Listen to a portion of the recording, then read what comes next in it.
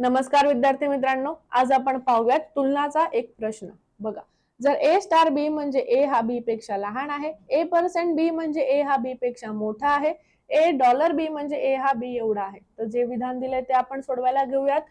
P% Q म्हणजे P हा Q पेक्षा मोठा आहे, P मोठा आहे Q पेक्षा. $R म्हणजे Q हा R एवढा आहे, Q आणि R एकाच वयाचे आहेत. R स्टार S म्हणजे R हा S पेक्षा लहान आहे, R लहान आहे म्हणजेच S मोठा झाला. तर बघा एकदा निष्कर्ष काय दिलाय, Q स्टार S म्हणजे Q हा S पेक्षा लहान आहे का? हो, निश्चितच आहे.